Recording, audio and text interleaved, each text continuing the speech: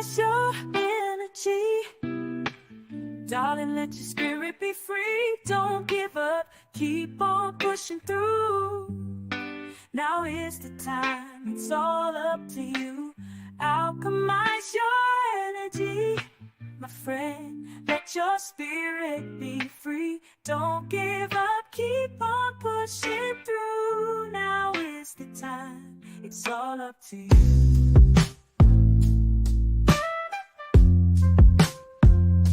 No matter the storm,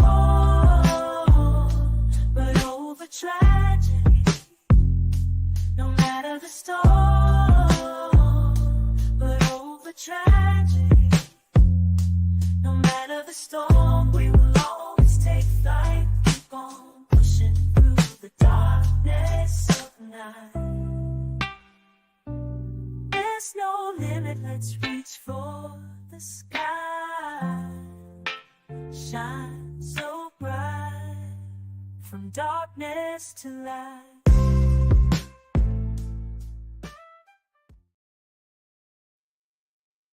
Shalom Bahashem Yahweh Kodesh Yisrael. This is the tribal minister, Prince Shalom Dean. Benami Montezorian being Yasha Allah Senior, the mighty Hebrew.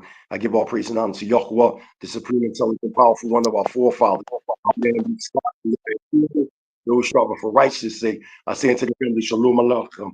It's definitely an honor and a privilege to be here with Rabby Sheikh. What's going on, Rob? Hey, man, what's going on? What's going on? Oh, man, excellent, excellent. How you doing over there in the Jordan, man? Oh, man, I'm doing fantastic. You know what I'm saying? Still building, still growing. You know what I'm saying? Moving forward. Hallelujah, hallelujah. So talk to us. Give the listening audience a brief synopsis of who you are, where you come from, you know, and your purpose over in the Jordan. All right. So I'm Rabby Sheikh. I'm from Brooklyn originally. But my family lineage, I am the great-great-grandson of King Jaja of Apabo. Now, whether people know about King Jaja or not remains to be, expressed, but he is one of the children of Bani. So Bani is from the tribe of Judah. That was Judah's son's nickname. Okay, his birth name was Faditz, but his nickname, everybody called him Bani, the son. And they're listed in the book of Ezra, which is the scrolls that I have passed down from generation to generation. The scrolls of Ezra the priest from Zerubbabel, Nehemiah the scribe. So a lot of my understanding comes from those Aramaic written scrolls. And I live here in Jordan, and the first thing I want to do is give honor to the Honorable Sheikh Aid, my mentor and my teacher, a true brother and a true inspiration to the Hebraic family as a whole. He's an Ishmaelite, I am an Israelite, but there is perfect peace between us and perfect understanding. So that's what I'm doing here is I'm building our own Israelite village, a traditional village in the Abrahamic style, in the Abrahamic fashion, under the Abrahamic customs and traditions. No religion, no beliefs, just what we were supposed to have passed down from Abraham, Isaac, Jacob, Joseph, and Musa. Straight. No outside of anything, no conflict, no politics, straight. Absolutely. Hallelujah. And I want to give a shout out to Sheikh. I had seen him when I think the last time I seen him was 2023 when I was over in Dimona, and I had such a excellent time with your mentor. He's definitely a inspiration, And I know you're going to get into the history of things because he gave me some some information that was mind-boggling. And one of the pieces, Jules, that he gave me is that it was his family that actually those, scalped the land. You know what I'm saying? And we can get into all that. So tonight's discussion is about the fall of Western liberal democracy. And I know Yes. you see what's going on right now all over the world, but mainly the Western powers. We see what's going on in the UK. We see what's going on in France. It just been revealed that, the president or prime minister of France, his wife is really a man. I mean, it's just a lot of things that's going on right now. We see the Puff Daddy situation. We see just a whole bunch of different things going on right now. So tell us your understanding of the fall of Western liberal democracy in the role that the original children of Israel will play within this dispensation of time. All right. So this is like the cornerstone of my teaching. So for 8 years, I have been warning everybody about this war. Now, I knew the war was coming early because of my US military background and experience. So I kind of saw the red flags because of the training. They were preparing us for it. Now, I'm not in the military anymore. I have been out for a while now. But knowing that this was coming, I was like, there's certain rules about warfare that people don't, or our people don't understand. Our people don't understand having a base of operations. Our people don't understand how much planning, preparations, and logistics go into surviving a fall. They don't know. And when you talk about the fall of the West, it's not just democracy that goes out the window. The West's culture goes out the window.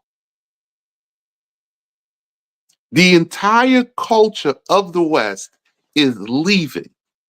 It's leaving the region. It's losing its grasp of influence. And with that, you're going to face challenges. People are going to die because of lack of preparation. So when we talk about, and I talk to you because, we have been in relation for what, 8, 9 years now, right? Absolutely. So we've talked about Absolutely. sovereignty a lot. We've talked about history. We've talked about family because your father is a very close friend to my teacher. You know what I'm Absolutely. saying? Prince ICL. Absolutely. They are very close. And, my teacher has educated me about the history of the community, the history of your father. And so we're like brothers as princes who kind of grew up under the same teaching to try to bring our people in to sovereignty or the understanding of sovereignty.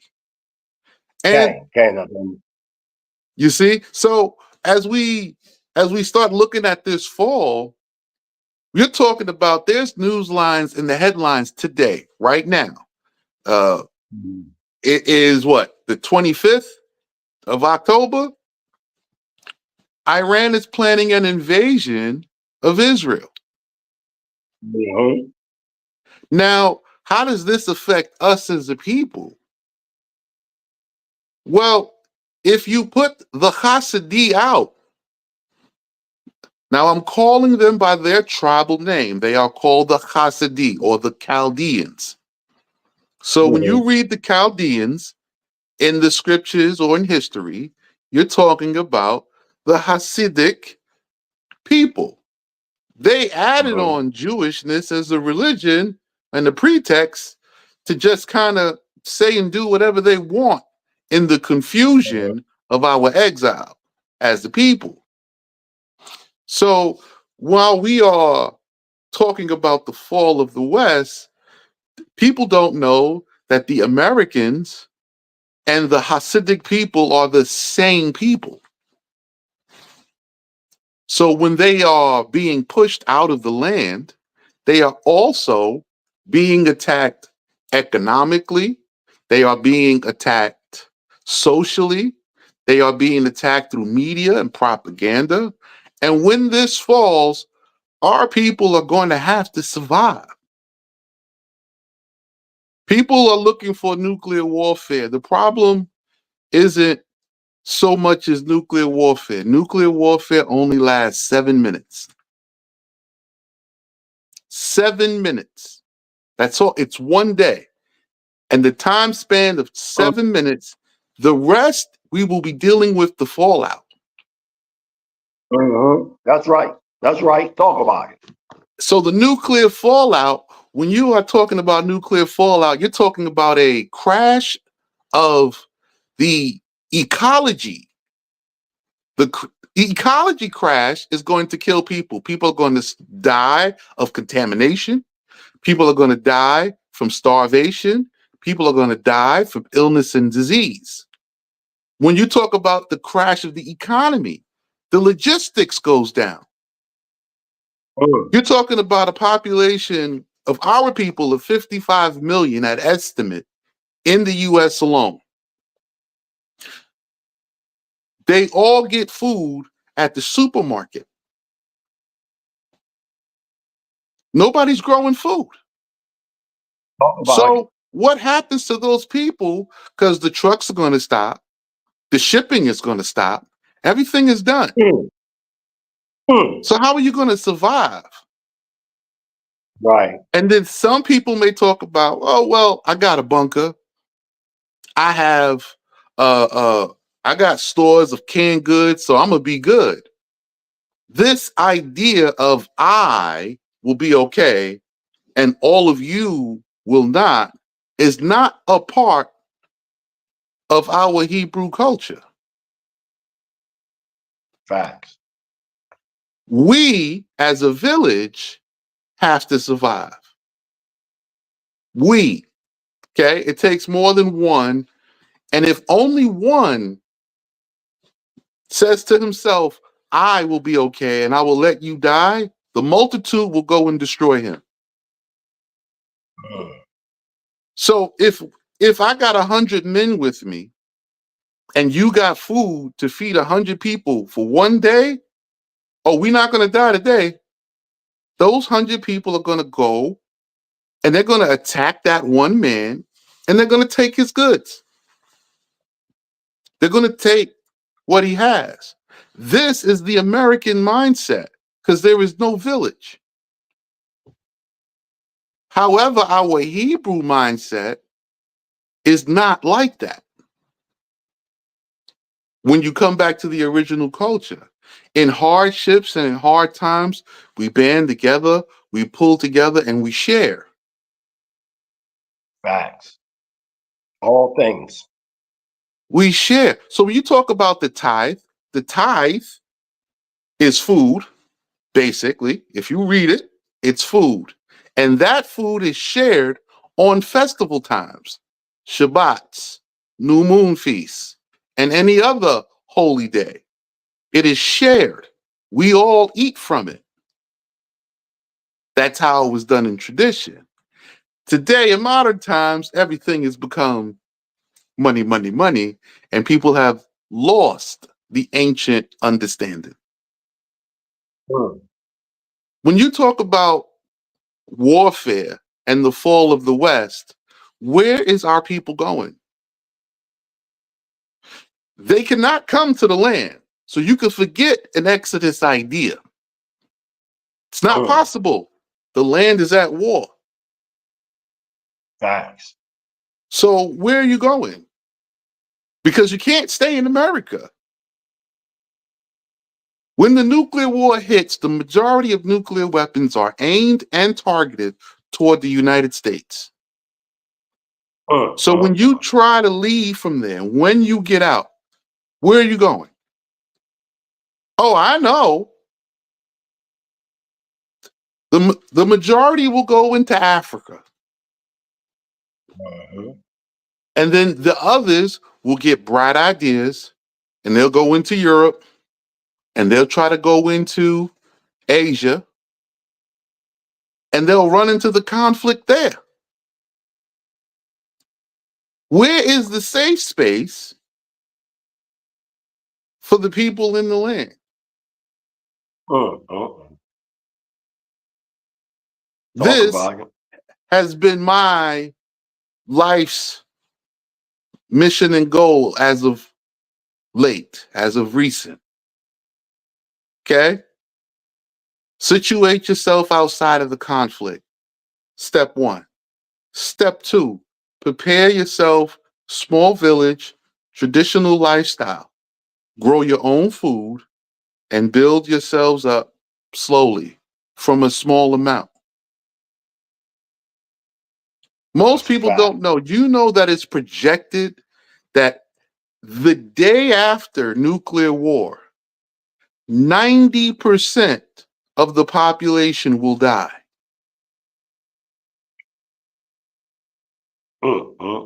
Over the next 40 years. So it's not about the 90 dying in one day. Over the next 40 years, 90% will die. That means if we're at 55 million in the United States, only 1/10 of that will survive. In other countries,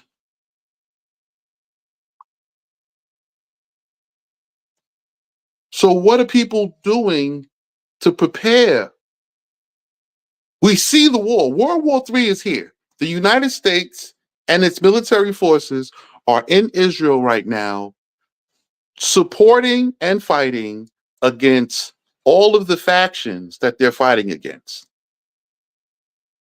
So not only are they fighting Hezbollah and Hamas and these Iranian proxies in Iraq and in Syria, there is a superior force now coming to meet this fight head on. You have Saudi Arabia, Egypt, Turkey, and Iran directly coming to exercise these people from out of the land, to drive them out. And it sounds like what you're talking about is reminding me of the visions of Daniel and the image of this image of this man, the gold, silver, bronze, and iron. Now we're in the portion of the clay and iron. And we're seeing that iron be on the Western European powers, and the clay is the opposition, because we know clay and iron can't mix. So we're seeing what you're saying, Sheikh, Rabby Sheikh, is absolutely true. There's going to be, and it's deep that you've never seen this powerful force like you're seeing right now. Iran, Syria, Palestine, and one more. What's the other one? So it's Iran, Yemen, was it Turkey, Syria. Turkey. Yep. And Turkey, like, come on. So and I heard they bombed I think the president's one of his houses. They did. Yeah. They did. So when I'm talking about it, when I was saying this is going to come 8 years ago, it's because the Aramaic text said a whole different timeline.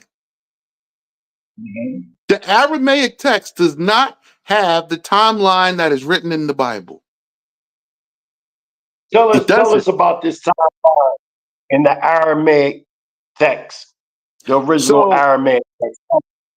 So first of all, I want everyone to know, okay? So I not only am talking from some imaginary book somewhere, the books are available online. I published them. And not only did I publish the direct understanding and translations of the books, I published the scroll too. Excellent. Excellent. And I was able to do it because of my birthright. Mm. Amazon couldn't say nothing when I printed it. You know, they try to say, you know, oh, this. And when I showed my right, the ownership of the scroll, which belonged exclusively to me and my father's house, I published it. And it's under Hallelujah. the ancient Hebrew manuscripts on Amazon.com. You can go get it right now. Mm. So in this timeline that comes from the Aramaic, so let's give people a little understanding of language history. Noah spoke Aramaic. Adam spoke Aramaic. Shem spoke Aramaic. Abraham spoke Aramaic. This was the source language. Later, the Hebrew dialect was changed when they came out of Egypt to Shami. It was called the Shami dialect. Sham or Shem is the father of the Hebrew nations. So everybody that is birthed from Shem is considered Hebraic in nature. And each family has a branch: the Ishmaelite branch, the Israelite branch, the Syrian branch. Each of the descendants of Shem has a branch. And when you talk about language, Aramaic was first. It is the first understanding. Out of Aramaic, all the other languages of the Arab nations broke off, And like the sister let's languages. make this clear. He's not talking about Arabic. He's saying Aramaic. That's two Yes, different. So I want to make that clear. Arabic is new. It is later. Aramaic, Aramaic, which was called Aramite in the land, is the source language. And one of the languages that came out of it was Arabic. And Arabic has multiple dialects. Okay? Mhm. So when I studied Aramaic, I had to get the foundational understanding from the original tongue, from the original writers, from the source. You see? Mhm. So I published that so everybody can get it. Now back to your question. The text says Iran will win. Now, in the Aramaic, we have the similar books, but the details are all there.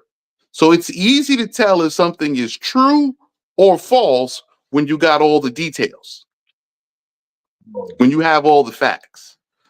So it says that in our time, which you see now, Iran will go to war with the Chaldeans, the Hasidic people.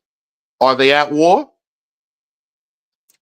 It Absolutely. says that Iran, it literally says the Medes and the Persians will win.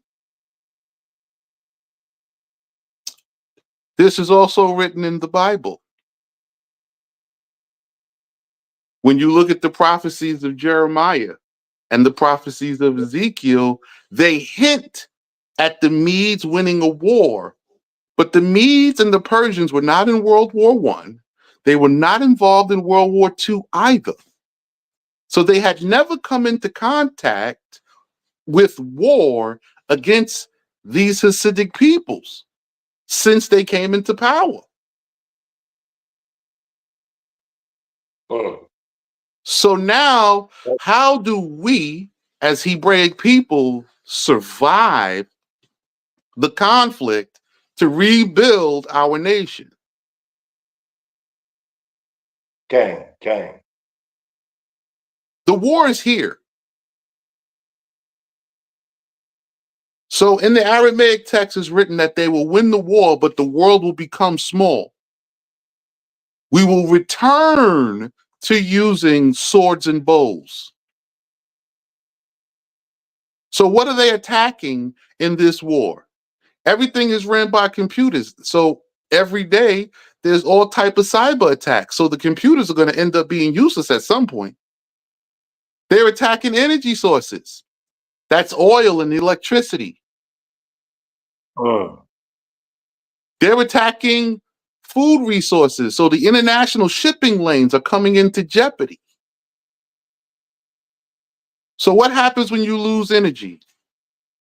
They're going to still be making guns and bullets? With what? The machinery to make the weapons runs on electricity, oil, coal, and gas. That's a It fact. ain't hand cranked. So they're going to lose the weapons after they use the weapons. They're going to use them all. How are you going to survive that to rebuild? So now I'm explaining to you the Aramaic of the prophet Amos. Only 10% of the world will survive this war. 10%.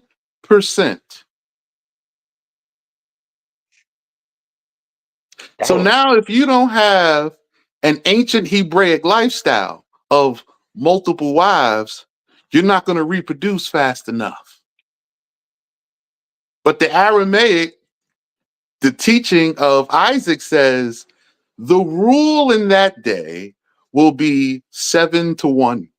So one Hebrew man will have 7 Hebrew wives at that time. That's a fact. And we see that in Jeremiah chapter 4. We see that there too. So the puzzle 7 pieces men. now become easier to put together because you have the source materials details. The rules and the prophecies are instructions for us to survive the unstoppable doom. We are not involved in this war. We have neither the technology, the power, or the ability to participate in the war. We are the only people that don't have a unified leader. The last unified king of our people was King Jaja of Apabo, the son of Zerubbabel. The last unified leader of our people. Yup. From our tribe, from the tribe of Judah. Absolutely. Now, people don't understand how come we got so many princes in our Hebraic culture. How come we got so many kings? And that's because in our culture, it's a plural princehood. It's a plural kingdom. It's many kings. Your father's house and your father's land is ruled by your father. Facts.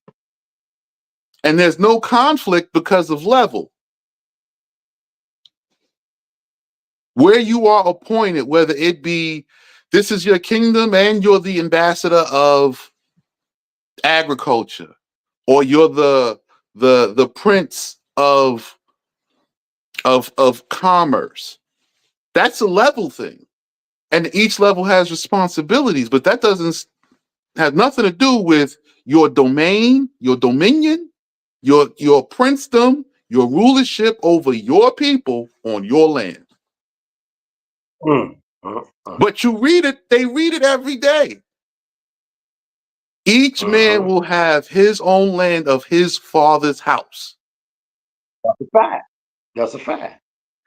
So right now, our people have a matrix mentality. There can be only one. Hey, we not Irish people. We don't have a Highlander mindset. That's an old TV show, The Highlander. Yeah, why you up here revealing our ages, brother? Stop it, man. That was my show. Get the energy out the cutting the Right. dude You got to head kill off. all the other kings because there could be only one. We don't have that. That's a That's fact. not us. It's a That's a fact. nation of kings and priests. That's a fact. It never said it was a nation of kings and commoners. Right. It didn't say that. Because each man was sovereign in his own right. You're correct. Yes. So even though each man is sovereign, there was always national organization. We That's a don't fact. have the national organization today. Nobody can tell me who the leaders are. And for us, Mm, it's done by birthright and not election. that's a fact. Say that one more time so the people can hear you.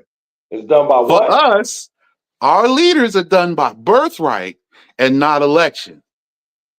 That's a fact.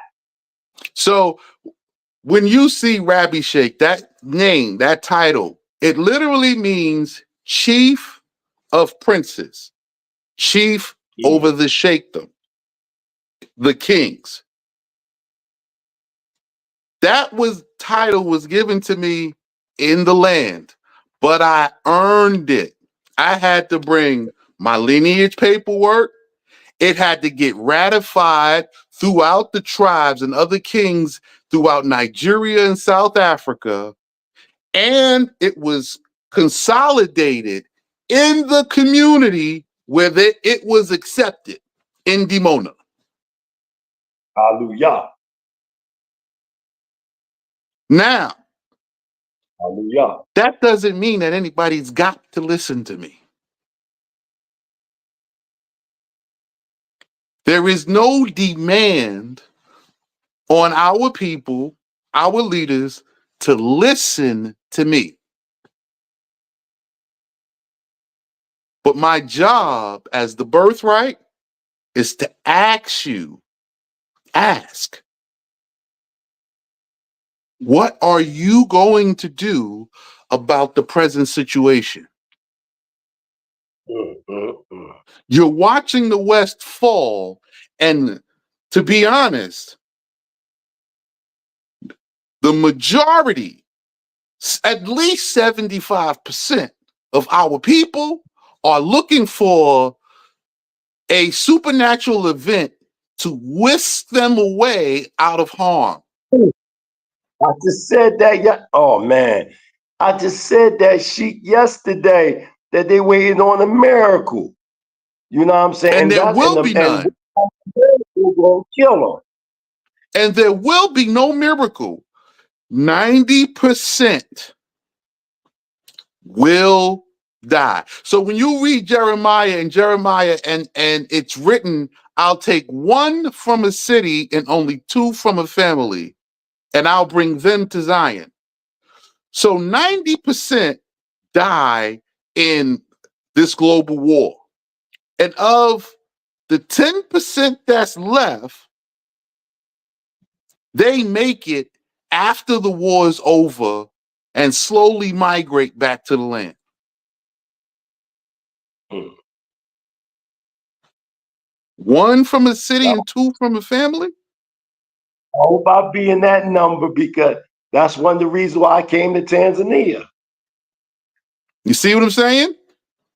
So now we're talking about the mass destruction because here's the trick. Here's the trick. Okay?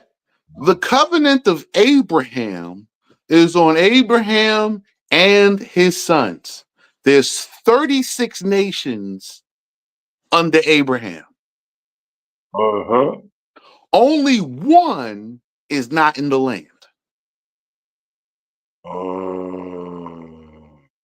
There's only one branch. Okay?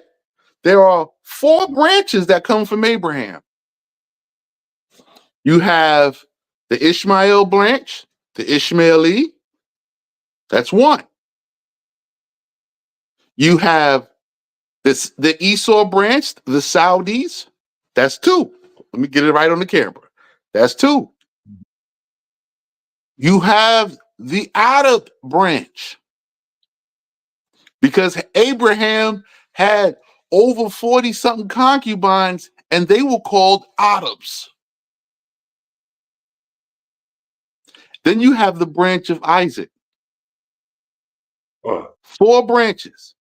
12 sons for Ishmael, 12 sons for Saudi, and 12 sons for Isaac. That's 36 nations. And the Arab is just Arab.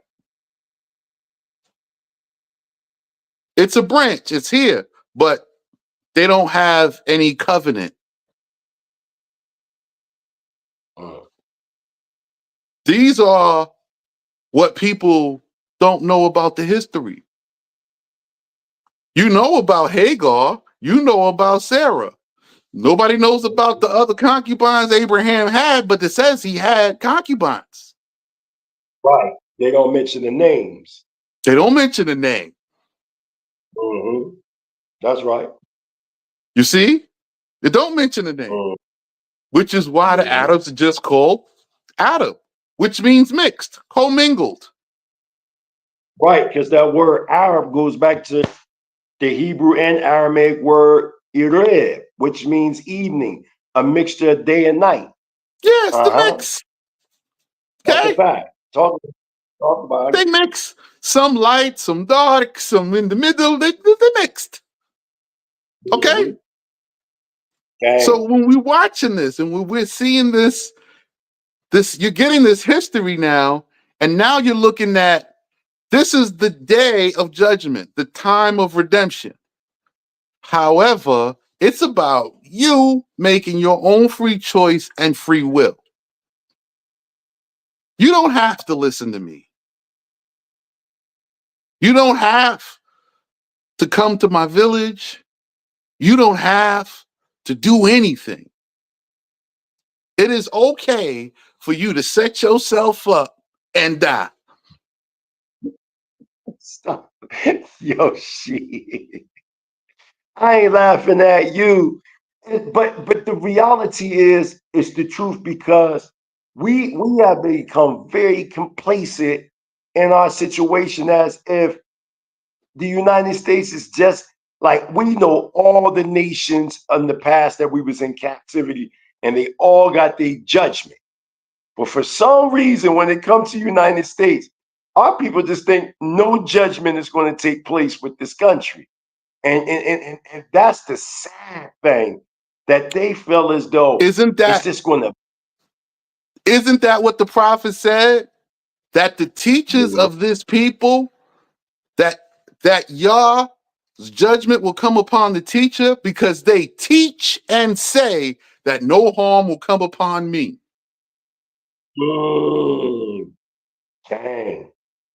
That's written. You could take what I just said, go ahead, type it into your Bible gateway and see the verse that comes up. No harm come upon me. Go look it up.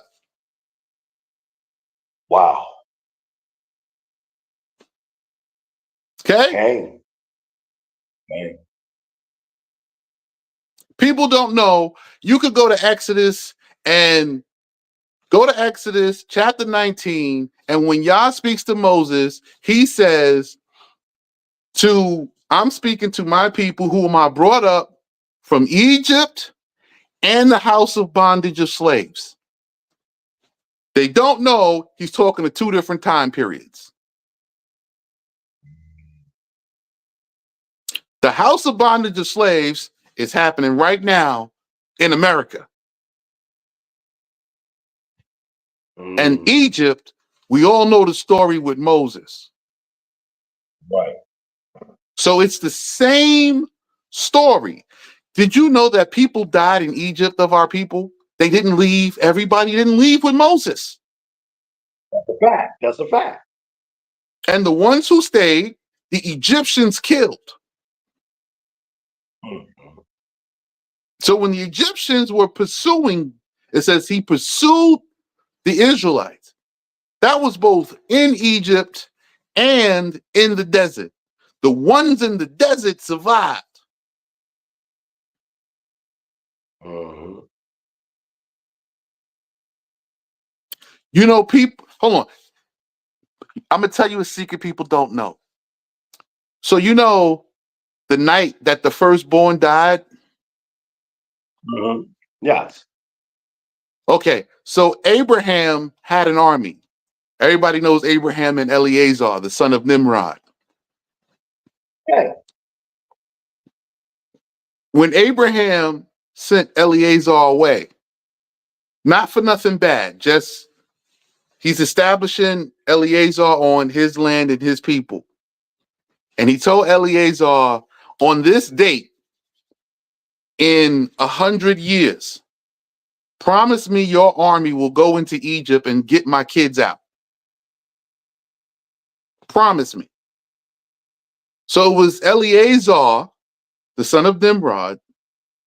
It was his kingdom that came down and killed the firstborn. But because they had a covenant and were following the Hebraic laws from Abraham, they didn't go into the houses to touch blood because it was forbidden. Blood is unclean. That's very, very interesting that you will say that the angel of death was the armies of Nimrod. It was an army of Nimrod. And it was the night before the Passover. And That's they did very, it, very, and then they left to keep the Passover. that's very interesting. We gonna all right. Now, there was a war. Now, this is Abraham and this is Nimrod. And you know, Nimrod comes from Iraq. Babylon was Iraq and Iran at the time. That's a fact. Take a look around. Who's fighting now? Iraq and Iran are fighting together against these people, the West. It's the same story in the Aramaic. It is the same thing that is happening now in real life. And they're going to win. They won in Egypt. And I'm telling people, hey, listen, you got a choice. You can stay where you are, or you can go set yourself up somewhere else and bide your time until you figure out what the truth is and where you're supposed to be. And there's nobody coming to save you. You got to pack your stuff and you got to whoop, whoop, you got to go. Gotta go. And I remember, pack your stuff and leave. Or you can stay. And it's okay for you to stay and die. I'm not going to shed a tear for nobody that wants to stay. I'm not mourning people who want to wait for some space Negro, a spaceship, or anything. I'm not mourning. Rabby. I'm not mourning people who didn't take their time and money and make a preparation to build a village in a stable place. Okay? Black people are making more money now than ever. Okay?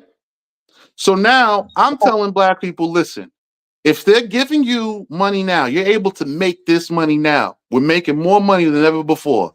They're about to destroy the money anyway. That's what they've always done. When they turn it over to you, you get a short time to enjoy the boom, and then it headed for doom every time. So if you got money now and you don't consist of buying land and establishing villages and establishing your own nation or building your own nation, hey, when the dollar crashes And when the war comes and the nukes are in the sky, there's your rapture. You'll be gone in the twinkling of an eye. If you see that light flash, you died. And you didn't go to heaven either. You can forget that. Death is and always will be, going to the grave is and always will be considered a bad thing for us because you had the instruction to live.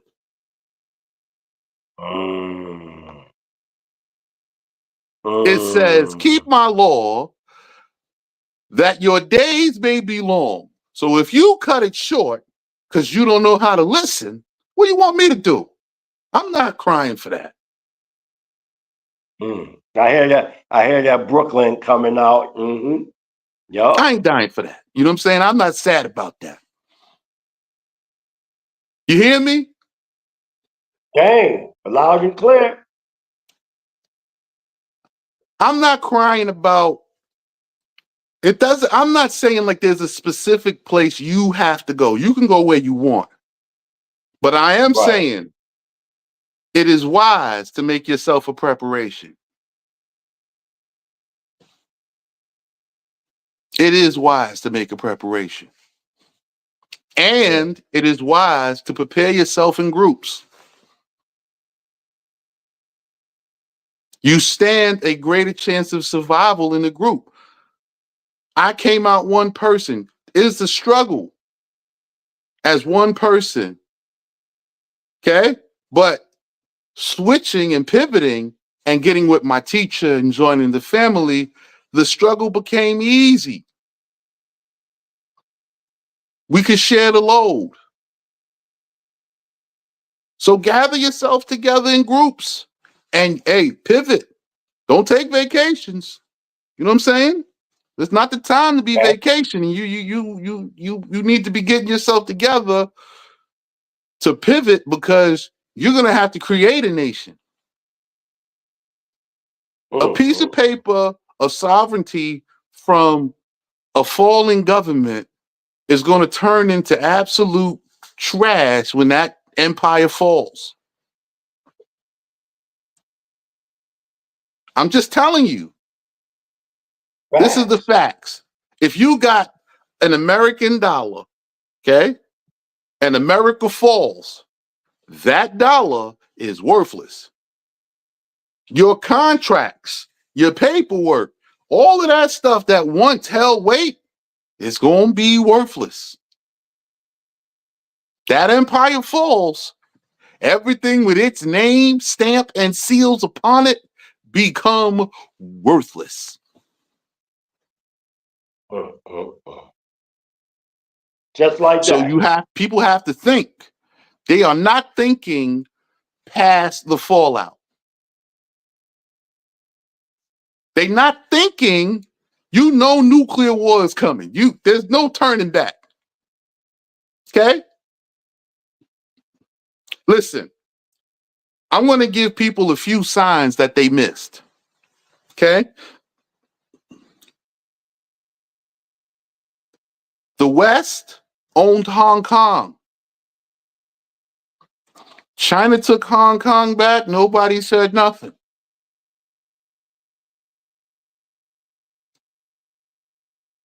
That's the first one. The second sign, when Turkey took half of Greece, they took half of Cyprus, which is a part of Greece. Yes. Nobody said nothing.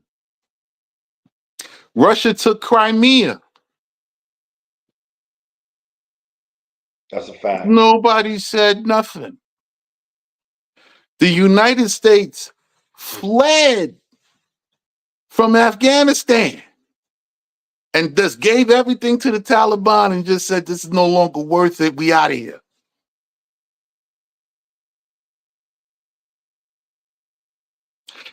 You remember the Taliban? They was, quote unquote, a ragtag terrorist group. They're in Afghanistan. And now Pakistan and Afghanistan is with Iran.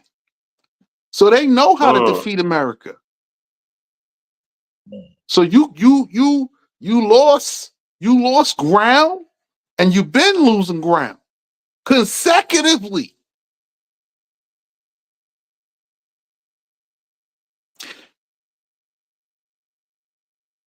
The United States is a new nation. Okay? It's a little over 400 years old. That's brand spanking new. That's a baby. And it accumulated so much power so fast. Okay?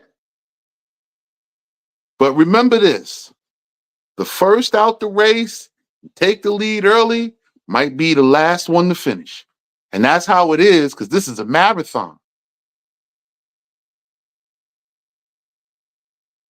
So we're talking about a nation that's relatively new, and they have not had any major conflicts or wars on American soil from any foreign entity. So the people don't know what to do. That's why during a pandemic, instead of stocking up on beans and rice and perishables, non-perishables, grain, they bought toilet paper.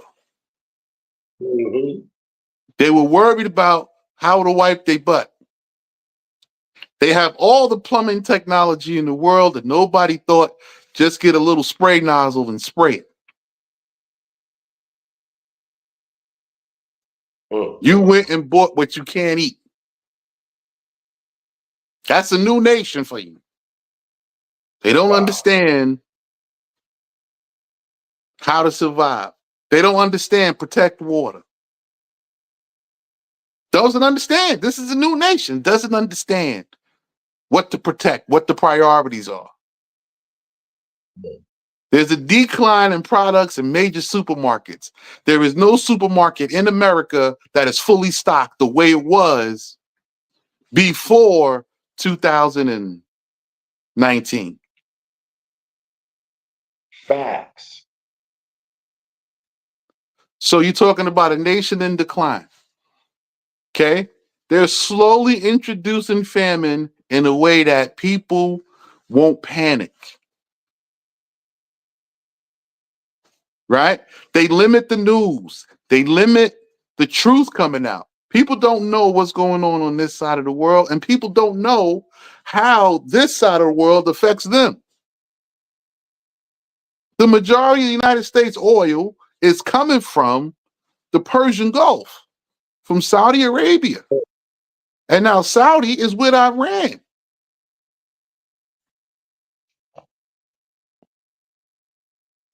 Oh, well, we got oil in Texas. We can make our own. Go ahead. Start up the pumps. Right. Go ahead. Right.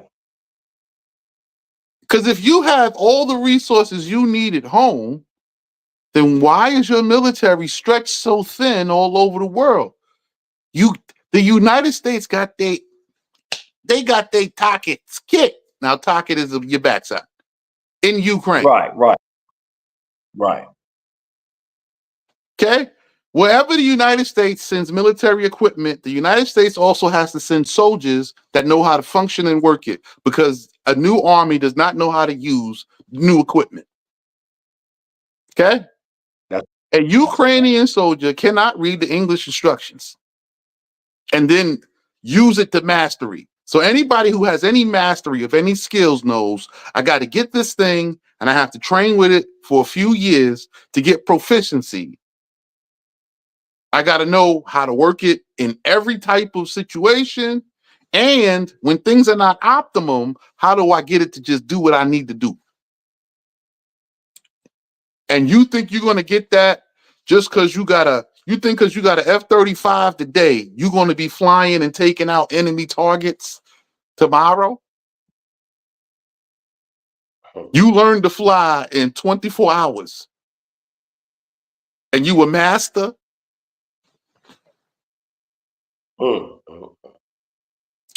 They went and got the pilot off of a jumbo jet. They went and got the Delta pilot and slapped him in the cockpit and said, now you a dogfighter and you're gonna fly and take out missiles. And no, this is not reality. They might sell you the story though, but this is not reality. So when we're talking about the fall of the West, my focus is survival. I know your focus was survival. You wouldn't be in Tanzania if your focus wasn't survival. You already know. You already know. I'm telling you. You see what I'm saying? Listen, and I've talked to you for like 8 years straight about this, have I not? And You you see? was telling me for years, get up out of there. When I lived in Israel, I was telling people, listen, let's get ourselves off of targets. Don't live near or around a military target and then cry because the missiles rain upon your head like Sodom and Gomorrah. We I understand should what you said. we should be living in smaller villages, you know what I'm saying, in the deserts or in remote communities and kifars. We don't need to be somewhere among a heavy population. That's a fact. That has nothing to do with religious belief or anything else. It is strategic, purely strategic. Why live on a target and then pray for Yah to save you when the explosion happens?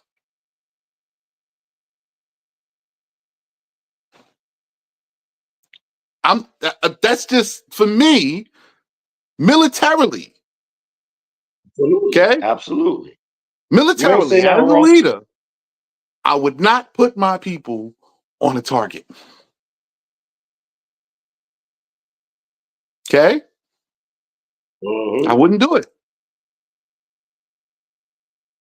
So when you see these wars and they got all these precision weapons and this, that, and you still hear about people dying. The people who die, they lived the closest to the target. They were there. Okay, so your house is next to the prime minister's house. Well, your prime minister decides to go to war, and now his house becomes a target, and your windows get blown out. You live close to the target. Your prime minister goes to war, he threatens the resources of another nation, their oil, their gas, their energy, be it nuclear or otherwise. And you sit and park yourself right next to an energy source, an energy site. Okay, this conflict started. You know what we need to do? Maybe we need to go and have our community in a safer location. It's cool for us to be here when there's no conflict. Now there's conflict. We need to go. That's just wisdom. There's a time to move to a safer place. As for Black people in America, I don't expect them to turn around and all of a sudden lend me their ears and for them to prepare to get out of harm's way. Because when these hypersonics come in, and they coming in hot, when these things come in and they start landing, they're going to have a whole lot more to figure out because they don't listen anyway. Nobody has blocked a hypersonic missile yet to date. When they put the nuclear warheads on, they're going to put them on hypersonics. I don't know what you're going to do. I can tell you one thing, you might want to move away from a target. You might want to move. The United States is a big target. You might not want to be there. You know what I'm saying? I know people watch these action movies. They're sitting around watching Fast and the Furious, saying to themselves, yeah, you know, if this was to happen, I'm gonna do this and I would do that. And I got this. Let me tell you, in a combat situation and in a hostile environment, there's too many variables, and your chances of survival go from good to nothing quick.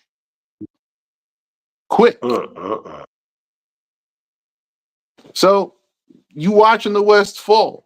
How are you personally going to survive? You know the basics. You need food, you need water, you need a place to sleep. Dang. Where are you going to put those things, and where are you going to gather those things for you to survive? Because you can't do it in the West. And when you get to Africa, you better have a plan. You're going to need a system. You're going to need connections when you get there, because it ain't going to be free when you get over there. And that's anywhere else you Right. go to. So you need to have a plan. You got to be involved. You got to have your economics together.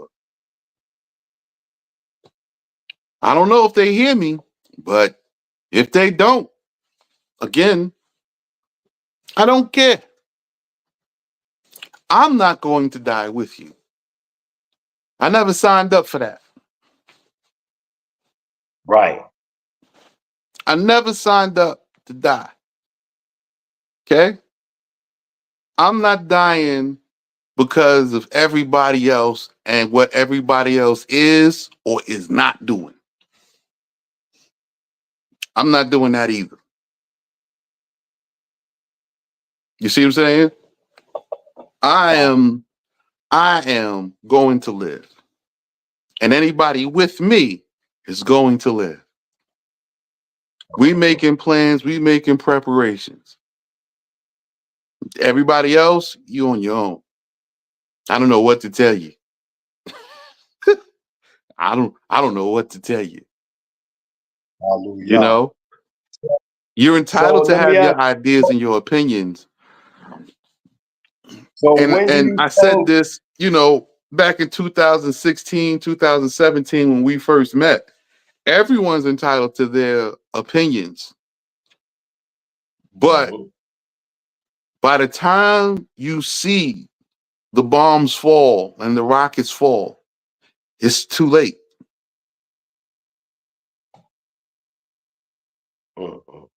That's the facts. If you can see it, it's too late. So if you're waiting to see the bombs fall and hit America and say, well, I'll move then, it's too late.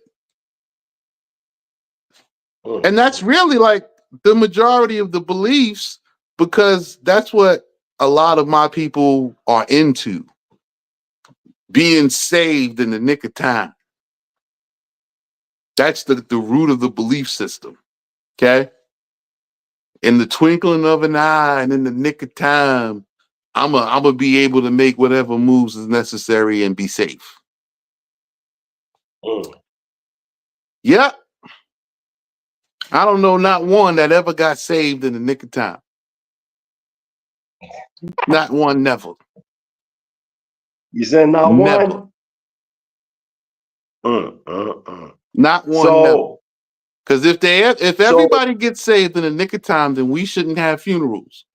And there's plenty of funerals from people who didn't get saved in the nick of time.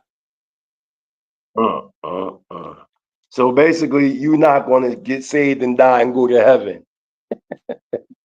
Not happening. I told him that. The sky ain't gonna I told. crack. Okay. You can look at the UFOs all you want. They've been coming, you've been seeing them, and they still ain't take nobody. Yet you can get on a plane and Qatar Airways is taking people every day. It's guaranteed flight. Just get your ticket. It even comes with food. It's guaranteed. So rather than prepare and have an exit strategy, you want somebody to solve all of those problems? We can't build a nation with that mentality. Facts. I can't rebuild my kingdom with that mentality. It requires the participation and the work of its people. My job is to set up a network of rulers and work cooperatively so that the people have what they need. That's my job as a prince, as a king, is to work bilaterally. And there's a law of kings and princes, which I had to study and implement to be able to function so that I could bring in resources. While I'm here in Jordan, there's a law. I have to at least buy water from the Jordanians. While I'm here, there's a law. Now that law dates back to the time of Joshua. Okay? While we are dwelling here, if I build a village, then I have to at least continually buy water from them. Because, a village is pretty self-sufficient. If you got food, you got housing, you know what I'm saying? You have your laws, your rules, you have your own court within it, then you're pretty self-contained. You're not going out for much. See? So I don't know about people, how they're going to survive this. Okay? Okay. But I'm here for the survivors. And while you speaking on that, if people want to reach out, could you give them your email or something? Or if Sure. If you want to reach out to me, you know what I'm saying? You can find me on Facebook. It's Rabby Sheikh, Anani, A-N-A-I, or Anani, A-N-A-N-I, Ozarumba, O-Z-O-R-U-M-B-A on Instagram. Okay? Hopefully somebody could put this in the comments. If not, I'll try to put it in the comments on YouTube when I go back to the video. And you could email me. Walk tour. Say it again. A-N-A-N. A-N-A-N-I O-Z-O-R-U-M-B-A. DJ Genesis, you got any questions for the Sheikh? Because this is a deep conversation. O-Z-O-R-O-M-B-A. R-U-M-B-A. R-U-M-B-A. So, that's on Instagram. Okay, tell me if I spelled it right. Hold on. Yeah, that's it. Okay, there we go. So you're saying you have land in Israel? I got land in Israel and I got land in Jordan. Now, I'm not currently in Israel. It is not wise to be in a war zone. Right, because I was going to say, you're telling everybody to get in the war zone. Are you out the war zone? Are you in Africa? Or did you you left to Jordan? Yeah, so my land in Israel I got that first. So that was my preparation because I knew war would come and I know we still got to get out. Mm-hmm. So I got that first. Now I'm in Jordan and I'm doing the same thing. So I have rights to purchase land through the Bedouin. So I have Bedouin land rights as an indigenous. A Bedouin is an indigenous person of the land. Okay, so do you plan on... So you know how Americans have Indians? Mm-hmm. The Indians here are called Bedouins. It's an indigenous person. Mm-hmm. So I'm recognized as a Bedouin through the Bedouin and one of the Bedouin by blood, family, history. Oh, wow. Right? And all of the other people that are from my background throughout the states, throughout Africa, the Bantus, the Igbos, the African Americans, all of them are indigenous Bedouin to this land and this region. Whether they accept it or not, they still are. So when we dealing with, I'm talking now in Sufi alchemy, okay? So when we're dealing with the truth of a situation, we don't deny our family relationships, but they have the freedom to identify with whomever they want and however they want. But they are indigenously from this land. Sorry about that. I didn't mean to do that. No, y'all been up for a while. That last interview y'all did, that was like almost 4 hours. y'all been kicking it. Yeah. So what I was going to say is that so what is the plan? I mean, you're gonna like do you also have land in like other places, like other countries? Yeah, we have plans. I have a complete development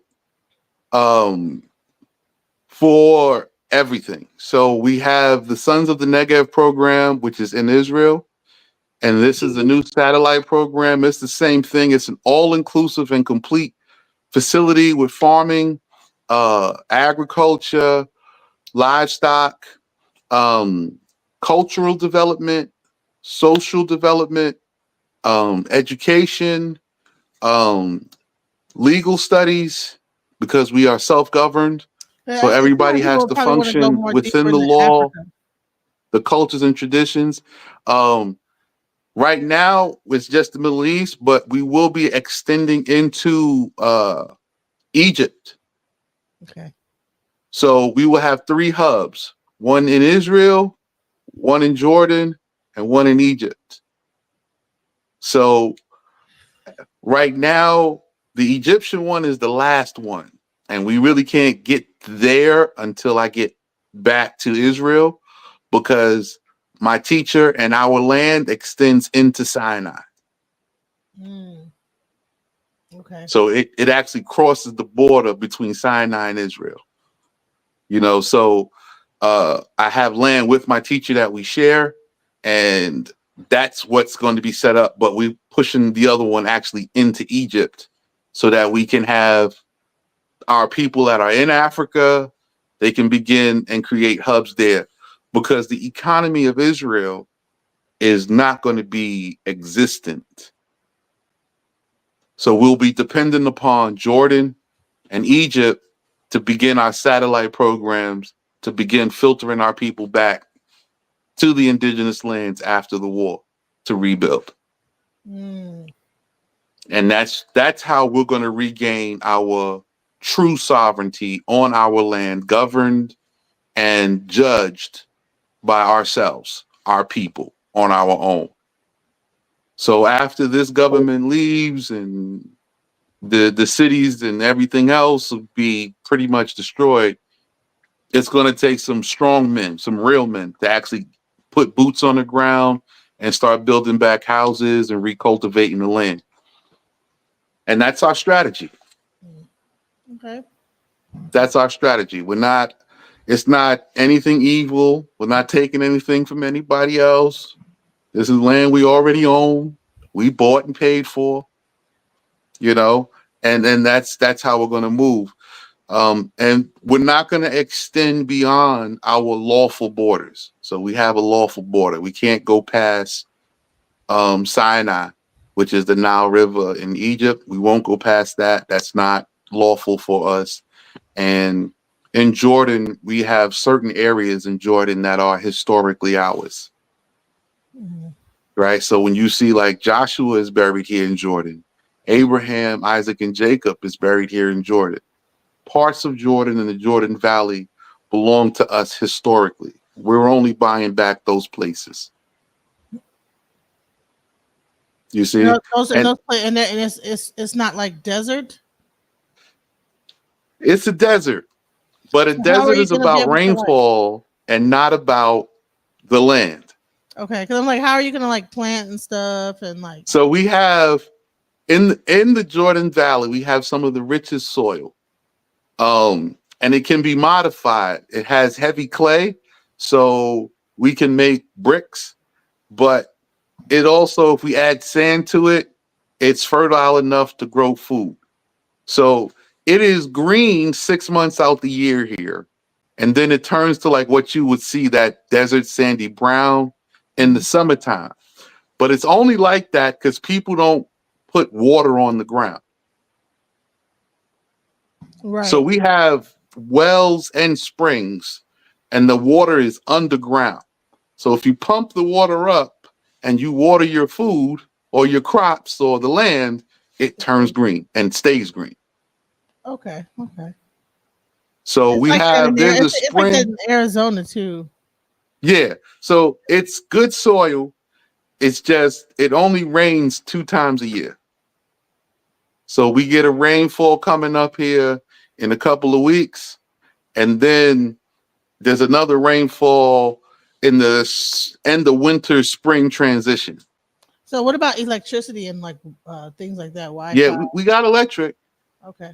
You Oh, know what I'm saying? A lot of people kind of using or tapping into solar. Mm-hmm. And Jordan and China, they're building a nice large energy plant to extend up into some more of the northern regions. So the foundation of support is, and to grow is here. So what do you think about China kind of moving into like the Africa and the Middle East? Yeah. And economically, like Jordan is stable. The Jordanian dinar is stronger than the dollar. Mm. Okay. I think it's like the second or the third strongest currency in the world. Mm. So the only thing higher than it, I know for sure, is the dirham from Arab Emirates. Yeah. That if you have one of those, that is like, so the value of it is so high. But the Jordanian dinar is very strong. And the dinar has been around since Abraham and Lot. They established it. Wow. So this ancient currency has changed form, but its value has not gone down. And so being here is different than any other place because the native people of Jordan, they want to tell you your history. They'll tell you, you know, your people used to live over here and this is what they did and this is what happened. And a long time ago, our families were close. And wow. Okay. so I tell people, like, a lot of times African Americans go into places because they believe something. It's a different thing to go into a place and when you get there, they know something about you and they know you've been missing. Mm. That's a different story. Like, no, it was this and they were over here and they were like this, because the majority of the family didn't get put out of the land through war and through famine, through plague, through disease, through conflicts. The majority of the family remained. So dealing with that, that's the plan. Wow. And, you know, Shaw knows. Shaw knows. Shaw knows because he knows my teacher. He knew my teacher before I knew my teacher. Hippie, you on your Hippie, you want to go over to Israel and go to the Jordan? Hippie's in the audience. She said her spaceship left her on Earth in America, huh? So and so I tell people, and this is so people know some of the benefits of buying land indigenously. Is one, once you buy it, you really own it. There's no taxes. And you own it. You own it forever. It's not a temporary kind of thing. It's not a if you don't pay your tax kind of thing. Okay. We do have taxes and stuff we got to pay, but it's not on the property itself, not on the land. So you own it forever. So when I say buying a village, I literally buy a village and I can put who I want on it. And we police it. We enforce the judgments of law upon it. And we establish ourselves. And you can expand that, to multiple villages. So it's not the same as if I just go somewhere, I buy a piece of land, and I participate in that society. Right. You know what I'm saying? So, like, if I go to France, then I participate in French society. You know what I'm saying? In America, our people are just participating in American society. You can buy a farm, you could buy a piece of land, but you never really own it. And when people find out, you find out after a hurricane and the government exercises a right called eminent domain, and then they just take the land back. Right. Okay. Wow. Or they restrict government aid and assistance to a disaster site, and then no resources go in, and now you can't live there. Okay. So we've had this happen just about 4 or 5 times over the last 2 years. There was the train spill in Palestine, Pennsylvania, and the people just had to leave, and there's nothing. So you just lost your house, you lost everything because of a train wreck. Then you had this hurricane down in Florida. It wiped out all the houses and nothing. It wiped out houses in North Carolina. No FEMA. There was no FEMA. There's no FEMA. There's no insurance. Right. So you spent 20 years paying insurance for a disaster. The disaster comes and they say, nah, we're not going to pay. We can't help you. Right. So when the government wants to take back land, they just cut the resources off. They just starve you out. Honey, I think they be sitting in hurricanes any day. So again, you don't really own anything. And so that's the benefit of coming out. You know what I'm saying? And us being resourceful, we can build businesses and economy. We can own a supermarket. We can build our own schools, have our own private schools, and we can control the education. It's not mandated by the state or anything. It's our educational curriculum program, and we have the programs and the teachers that we want, and we can bring in our own people and do the job that we need for ourselves, and everything is right. We don't have to complain to somebody because they're not administrating properly. So when you go to the US government and complain about schools, the government is administrating this to you. When you have to complain about food, the government is administrating this. The FDA is in charge of food and medicine. So if the whole nation is sick and obese, guess who administrated that? Who gave that to you by force? So do you have It was your own government. Do you have They fed you in school. They taught you how to eat. Okay? Do you have a dual citizenship, or is it just did you give up all citizenship to America? That's the beautiful part about Jordan. Is yes, you can have dual citizenship. It's called a golden passport. Huh. So for your investment into Jordan, so for us coming into Jordan and building, we get an additional passport. Now I can't vote, and there's no voting in Jordan, by the way. We have a king here. Okay. So I can't vote. But I'm able to come and go freely. You get a golden passport, and it's just the price of investment.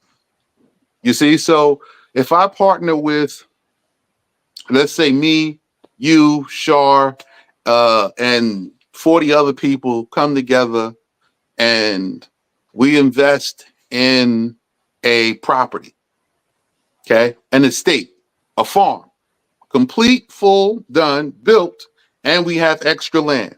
And this is the foundation of the village. And it's valued at $300,000, 500,000, $1 million, whatever. And we're financing it over 10 years, 15, 20. As long as we keep that investment, we keep our citizenship to the country of Jordan. Simple. Very simple. Now that's how you build a kingdom. You own your land, you govern your people. Yeah. And it's a smoother transition than coming to a place where every 3 months or every 6 months, you got to get a visa, you got to blah, blah, blah. You got to keep asking for permission. Like, would you say to like get set up? How much would you say it costs? How much would I say it costs for what? Like, say if I wanted to get some land in Israel and Jordan, how much would it Okay, so land in Jordan varies, but there is a minimum for the visa program, for the passport program. So it's $300,000 outside of Amman, or $1 million investment. So as long as I invest into the country areas, because there's only one major city in Jordan, which is Amman. Okay, Aqaba is a port city, and Amman is the only major city here. That is it. Everything else is countryside. So if I invest in the countryside, it's only $300,000. But you can get, for $300,000, you can get all kind of properties and a whole bunch of small land plots. There's houses for like 65,000, 75,000, and all the houses are stone and brick construction. So do they have a credit and like a loan system there? They do have a credit and loan system here, but you have to get into the system to utilize it. Right? So most people, because you can get financed and receive financial agreements person to person. So your sovereignty actually begins from the beginning. You don't have to go to the bank and then pay the bank fees on top of your loan. You can finance through a person, and that is also accepted. And the courts respect your agreement man to man. So if I buy a piece of land from another person and I sign the contract that I'm going to finance it and make payments over 10 years, that's it. It's a done deal. And you don't have to have, I don't have to go to the bank. So I can finance it according to what I have with who I want. Facts. So it's a different system. So yes, financing is available. As a matter of fact, the majority of all the Middle East sheikhs and sultans keep an investment property in Jordan. And then they'll sell and swap, and nobody fully pays for anything. They're financing it for 20 years. They keep it for 3 to 5. Then they sell it to somebody else, and they let you know this is investment property. So you're going to put down your down payment, you start making payments, and you move on. Can you use a U.S. loan for property in Jordan? What was that? Can you use a U.S. like a loan from the United States? I mean, my phones, my laptops, the internet I'm on is all from America. So I'm saying, but can I like get a loan from America and buy property in Jordan? Yes. You need somebody here though, but you can from there buy property here. Oh, but you need someone there to buy it. Okay. Yeah, because you have to get here to sign everything. Oh, it has to be signed in person and stuff. Yeah, you have to sign everything, but you can begin the process from the States. And you can also, I don't recommend it, but you can also have a proxy person, like a power of attorney. However, I don't recommend it. I never recommend nobody deal with things sight unseen. Okay? They have it, it's in the system, but a lot of our people have gotten burned trying to do things in a remote American type of way. Okay? So I don't advise that. We have a traditional way of doing things and you have the new way. And everybody takes advantage of the new way. But if you do it the traditional way, everything works out smooth. So when I go purchase land, I call my teacher on the phone and we bring in the other sheikhs and there's agreements made, not only with the land, but with our neighbors. And then we discuss on what businesses we're going to bring to the region. So if somebody already has a supermarket, they'll say, could you bring a restaurant? Can you bring a doctor's office? Can you bring this? And then our people will support your business and you support our business so that there's a cooperation and an economy. So a lot of people don't know, like, everything is negotiable here, but your sovereignty begins. You come over here, you're going to be dealing with some real sovereignty issues, you know? So I have a question. So you're a sheikh. So are you, you're a Hebrew sheikh? I thought that sheikhs were Muslim. No, you got Hebrew sheiks too. Really? Okay, so in our native language, okay, the word sheikh is the same like Sikh, where we get the word Nasik. So Na means like small king, prince. So Nasik, and then we have Nashek. It's just a small sheikh. Then you have Sheikh, which is like Sikh, which is king. And you have Sultan, and you have all of these names, but it is the same. So what people don't know, or they kind of misunderstand, is culturally we are the same. However, this style or that style. So a lot of the Hebrews that went into Africa kept African traditions. The word kings and prince are not even native to our language. That comes from Germany, from the Germanic tongue of the Anglo-Saxons in English. King, prince. We never said that. So when you get into Nasik, Sikh and Sheikh is the same. Spelled exactly the same, pronounced differently. Right? The word Rab is head. So Rabby Sheikh is Rab, head, prince. That's how it works. So being Hebrew, the Ishmaelites are Hebrew. Okay? The Saudis, they the sons of Esau, they're Hebrew. Hebrew is the actual race of the pure blood people that come from Shem. Everybody else have their own branch, right? The Hamitic branch, they're not called Hebrews.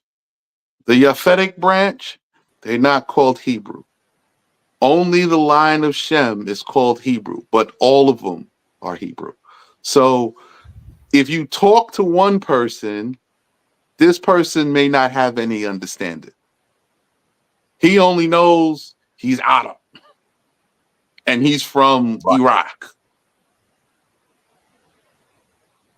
But when you're talking bloodlines and birthrights, that is called knowledge of nobility. It is the study of nobles. So here's one last question, and I'm going to let Hebrew take back over and close up. I gotta close out. My No dad problem. is. I was going to just ask one last question. Can women own land, and Yes. how are the women treated as far as that's concerned in that area? Okay, so that's all. That's my last. I'm gonna be real. I'm gonna be brief, but I'm gonna hit some hard points. So the women here are treated exceptionally well. If they want to work, they can. If they want to own land, they can. There are a lot of women that have land, especially left by a husband or a father. They can own land. Okay. But if a woman doesn't want to work, she doesn't have to. A woman is held and kept by her rights. So it is the husband's responsibility to work and provide, and the wife's money is hers, period. She can use it to build her house and her family, or she can squander it. That's the law here.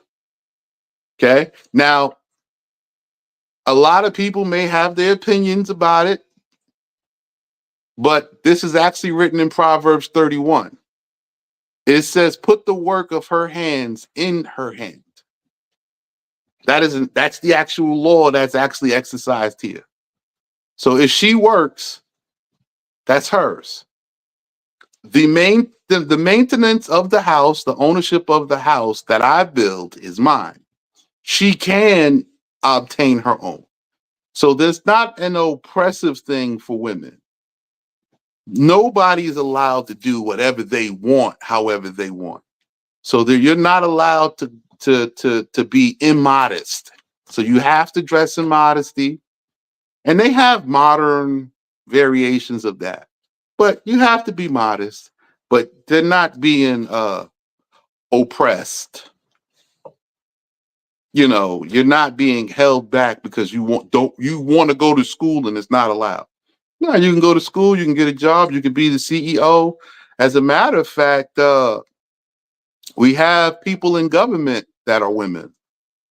There's an entire women's ministry that is under the king.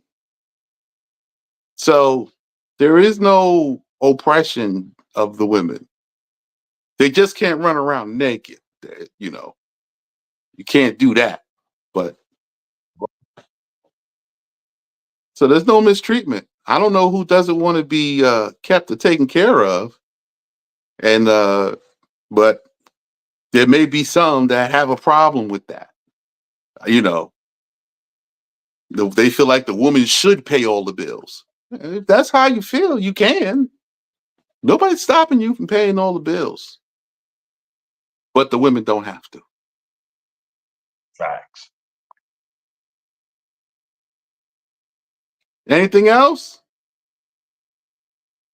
No, that was my last question. That was it. So, Shaw, I know you got to wrap things up. You probably got another interview or something going on. You always got something going on. My internet about to run out, so I gotta sign out because I can't get no more internet into the morning time. It's like me and you on the same time. Yeah, we are. It's like 5 o'clock in the morning here. Yeah. It's 4:47 a.m. Yeah, same time. So I'm gonna go ahead. I'm gonna shut this down, and we definitely want you to come with part 2. You know, let me know. I got you. Because there's a bunch of more questions that I need to ask. But we're going to sign out. Is there anybody want to say shalom to before we close this out? Hey, I want to say shalom to, my brother Ali and my brother Alan back in the States. Of course, peace and love and blessings to my teacher, Sheikh, and to my family in Dimona, and to everybody, whether you be African American, whether you're into comedic sciences, Pan-Africanism, or whatever. I'm here for the unity.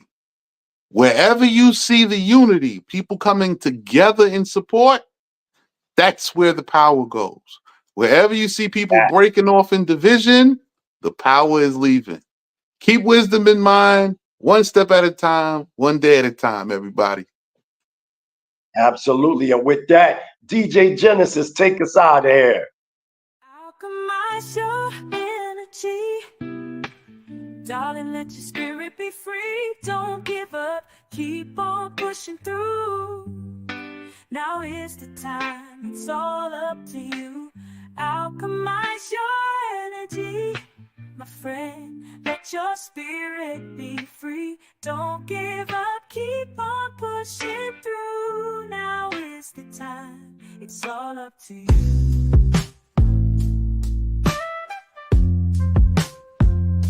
No matter the storm, but over tragedy. No matter the storm, but over tragedy. No matter the storm, we will always take flight. Keep on pushing through the darkness of night. There's no limit, let's reach for the sky. Shine so bright, from darkness to light.